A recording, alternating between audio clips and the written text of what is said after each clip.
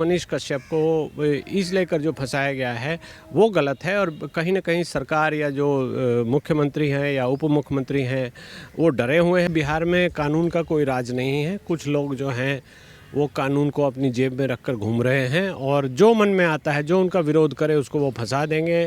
पहली बात तो यह है कि अगर वो कोई साधारण कॉमन मैन है तो उसको देंगे, कहीं करवा देंगे, धमका देंगे। तो मनीष कश्यप की इस बात में सच्चाई है। ये बड़ा दुर्भाग्यपूर्ण है कि मनीष कश्यप अब यूट्यूब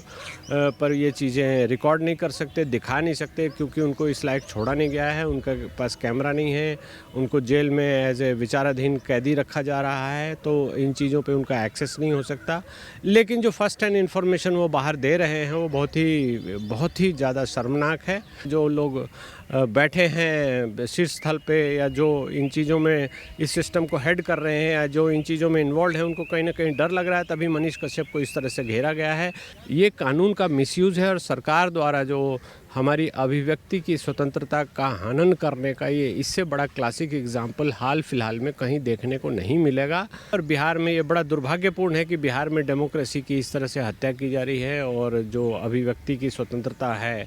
और जो आदमी एक न्यूज़ दिखा रहा है उसको किस तरह से फंसाया गया है, किसी बहाने से फंसाया गया है। सुशासन एक शब्द है जिसको कि गलत तरीके से कोट किया जा रहा है, गलत तरीके से लोगों के दिमाग में डाला जा रहा है। कोई सुशासन नहीं है, रादर कोई एडमिनिस्ट्रेशन ही बिहार में नहीं बचा है। सर, मनीष कश्यप ने जिस तरीके से पटना की कोर्ट में अपनी पेशी के दौरान बिहार सरकार की पोल पट्टी खोली और उन्होंने बताया कि किस तरीके से बिहार की जेलों में नशीले पदार्थ जो हैं वो अभी भी रुकने का नाम नहीं ले रहे हैं, और इतनी सी बात कहने पे और चैलेंज करने पर एक और केस जो है वो कर दिया गया है मनीष कश्यप के ऊपर। इसे किस तरीके से देख रहे हैं? कहीं ना कहीं बिहार में तानाशाही की सरकार है क्या? हाँ, लग तो ऐसा ही रहा है कि बिहार में कानून का कोई राज नहीं है। कुछ लोग जो हैं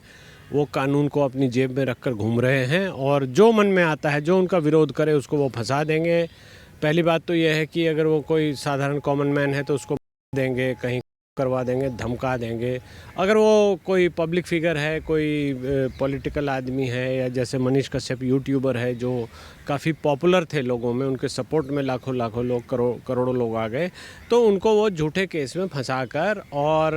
लगातार फंसाते रहेंगे। आप कुछ भी विरोध करेंगे तो फिर एक बार फंसाने की कार्रवाई होगी।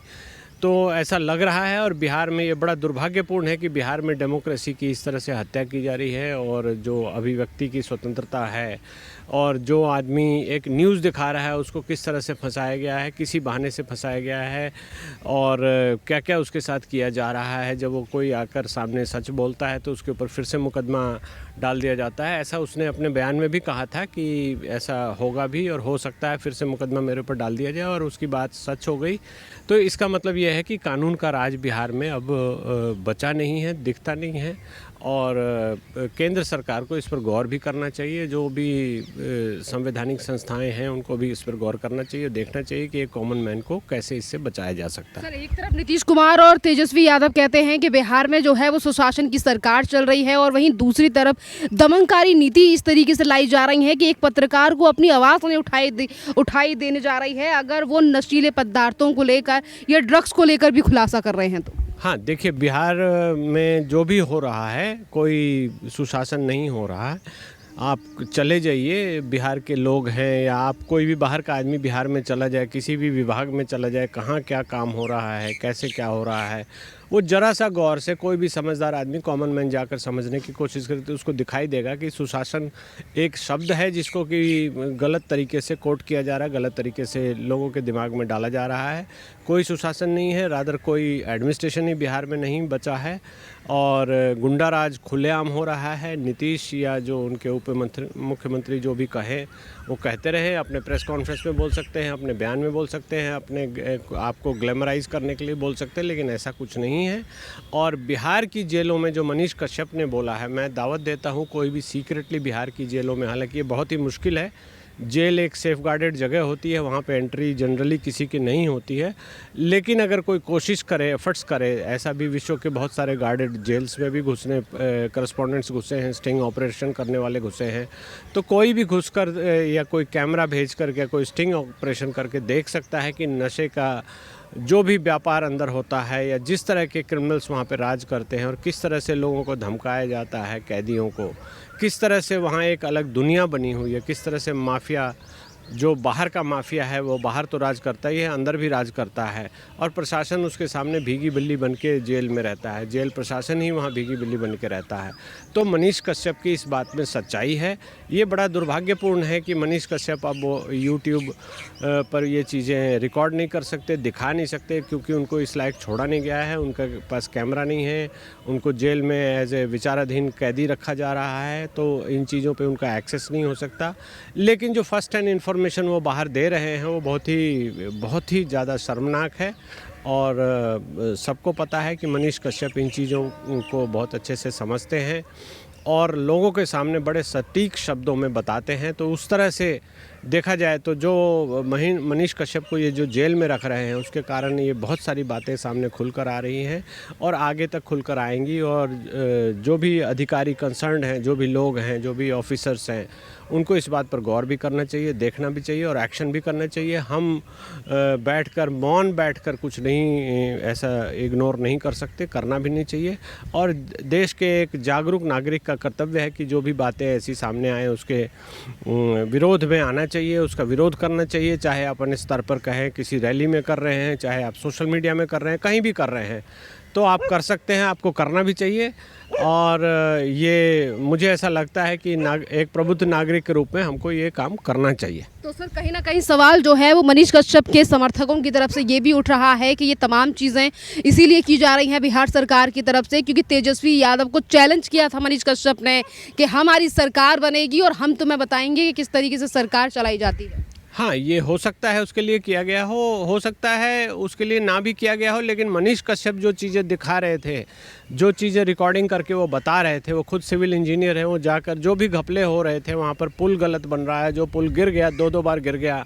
उसके बारे में सारी बातें बता रहे थे, या जो रोड बनते हैं, जो पुल पहले भी एक छोटा पुल गिर गया था उसके बारे में बता रहे थे, तो उससे बहुत लोगों की आंखों की वो किरकिरी बने हुए थे। और सरकार बनाए या ना बनाए वो तो बहुत अलग बात है, इलेक्शन लड़ेंगे, जीतेंगे, तब जाकर सरकार बनाएंगे, वो एक अलग बात है। लेकिन जो एक्सपोजर वो कर रहे थे, जो एक्सपोजे वो कर रहे थे, जो चीज़ों को वो बता रहे हैं, जनता को अवगत करा रहे हैं उन चीज़ों से जो घपले सरकार कर रही है, जो वो इतने हार्ड हिटिंग सवाल पूछते थे कि उससे कोई भी सरकारी अधिकारी, सरकारी सिस्टम घबरा जाता था। तो इस लेकर मुझे लगता है कि मनीष कश्यप को इस लेकर जो फंसाया गया है वो गलत है और कहीं ना कहीं सरकार या जो मुख्यमंत्री हैं या उप मुख्यमंत्री हैं वो डरे हुए हैं। मनीष कश्यप का स्टेटमेंट मैंने भी देखा, जो वो कह रहा है कि मैं चारा चोर का बेटा नहीं हूँ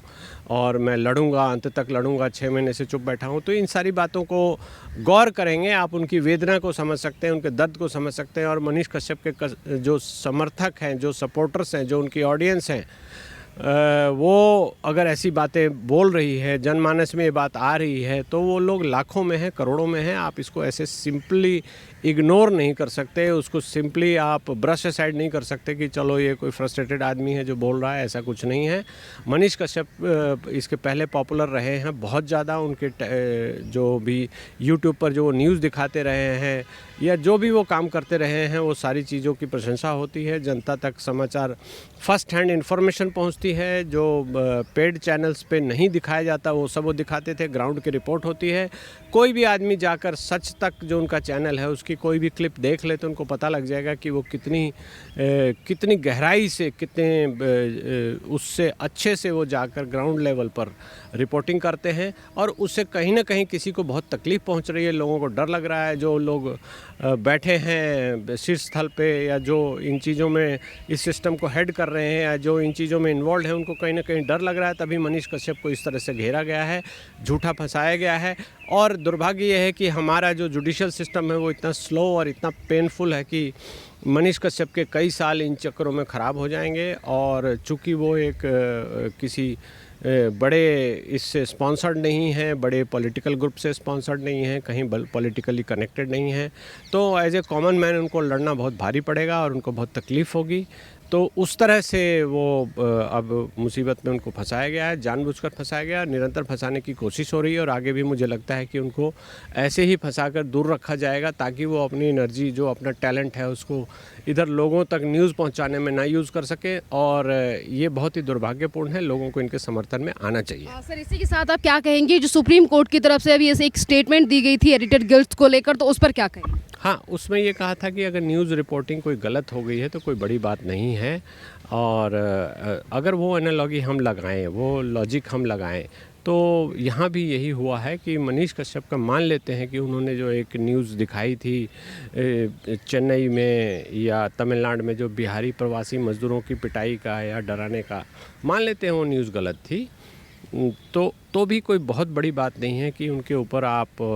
NSA लगा दें या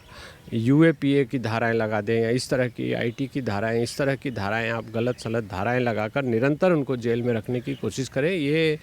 ये कानून का मिसयूज़ है और सरकार द्वारा जो हमारी अभिव्यक्ति की स्वतंत्रता का हनन करने का ये इससे बड़ा क्लासिक एग्जाम्पल हाल फिलहाल में कहीं देखने को नहीं मिलेगा। इसके पहले भी सरकारों ने प्रयास किया है,